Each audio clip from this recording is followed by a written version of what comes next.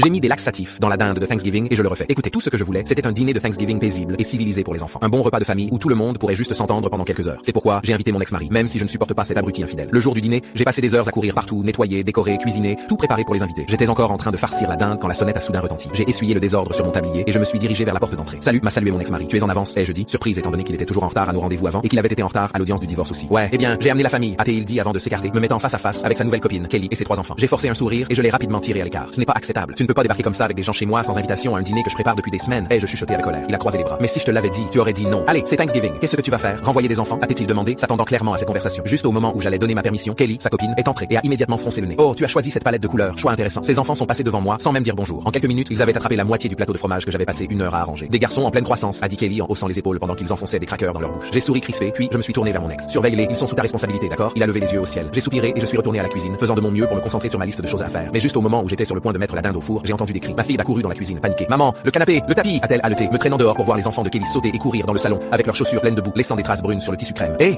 arrêtez ça! Et je criais, mais ils m'ont ignoré et ont continué à courir partout. Ils ont couru entre les autres invités, renversant du jus partout sur le sol et sur d'autres personnes. Puis ils ont commencé à se lancer des petits pains à travers le salon pendant que les adultes parlaient. Chaque fois que je leur demandais d'arrêter, Kelly disait ce sont juste des enfants et retournait directement à son téléphone. Mon ex n'a rien dit. Mais ensuite, j'ai entendu le bruit de quelque chose qui se brisait dans la cuisine. Un des enfants était entré en courant, avait enfoncé son doigt dans la nourriture et avait accidentellement renversé le vieux plat de service en porcelaine de ma grand-mère. J'ai attrapé ses épaules et les fusillé du regard. C'est mal, excuse-toi et nettoie, et je exigeais. L'enfant a juste ri, a tiré la langue et m'a donné un coup de pied dans le tibia avant de s'enfuir. Je me suis tourné vers Kelly et mon ex, attendant une sorte de soutien. Peut-être des excuses. Tu sais, si tu ne peux pas gérer un peu de chaos, peut-être que tu ne devrais pas organiser Thanksgiving. A ricané Kelly. Mon ex a haussé les épaules. Elle n'a pas tort. Tu es un peu coincé à propos de tout ça. Ce ne sont que des objets. Que des objets. Le plat de ma grand-mère, mon canapé, mon tapis. Mes semaines de préparation n'étaient que des objets. J'en avais assez. Je suis retourné à la cuisine, me suis penché et j'ai pleuré en balayant le verre cassé. Je me sentais tellement dépassé, tellement déçu de voir à quel point les choses avaient dérapé. Ce n'était pas juste. Ma tristesse s'est rapidement transformée en colère. Puis j'ai fait quelque chose que je n'aurais jamais cru faire. J'ai attrapé une petite armoire et pris une boîte de laxatifs et j'ai immédiatement commencé à les écraser en poudre fine. J'ai sorti la dinde et j'ai commencé à les mélanger dans la farce. J'en ai saupoudré dessus. Je me suis absolument assuré que cette volaille soit bien assaisonnée. Puis j'ai discrètement mis de côté mes parents, mes enfants et les quelques amis qui étaient devenus. Ne mangez pas la dinde et je chuchotais. Faites-moi confiance. Bip bip. L'alarme de ma cuisine s'est déclenchée. La dinde était prête. Enfin, c'était l'heure du spectacle. J'ai tout apporté sur la table de la salle à manger et j'ai affiché mon sourire le plus doux. C'est l'heure du dîner. Bon appétit. Enfin, on meurt de faim, a crié Kelly, faisant regarder ailleurs tout le monde, mal à l'aise. Eh bien, servez-vous, ai-je répondu. La famille de Kelly s'est jetée sur la nourriture comme des loups, déchirant la dinde avant que quiconque d'autre n'ait même eu la chance de lever sa fourchette. Ils ont empilé leurs assiettes en reprenant 2 et 3 fois pendant que tout le monde s'en tenait aux accompagnements. Ils avaient l'air si satisfaits d'eux-mêmes, si contents, comme si ça avait été leur plan depuis le début. Mais je me suis contenté de sourire et d'attendre. 5 minutes plus tard, le premier enfant est devenu pâle, agrippant son ventre fermement. Maman, j'ai mal au ventre, a-t-il grommelé. Elle a levé les yeux au ciel. Arrête de te plaindre et mange la nourriture gratuite, a-t-elle répliqué, lui enfonçant une cuisse de dinde dans la bouche. Mais ensuite son estomac s'est serré et s'est tordu douloureusement. Son fils aîné s'est précipité vers les toilettes les plus proches, mais j'avais verrouillé toutes les pièces plus tôt, juste après avoir mis la dinde au four. Désolé, chérie, problème de plomberie, lui ai-je dit sur mon ton le plus gentil. La panique a envahi leur visage d'un seul coup. Ils ont essayé les toilettes à nouveau, secouant les poignets désespérément. Puis ils se sont regardés et ont couru directement par la porte arrière dans mon jardin. Nous les avons entendus hurler de douleur et les avons regardés s'accroupir et lutter derrière les buissons comme des animaux. Certains invités ont ri, d'autres ont détourné le regard avec dégoût. Mon ex-mari est juste resté là, figé, le visage rouge vif d'horreur. Quand il m'a finalement regardé, j'ai croisé son regard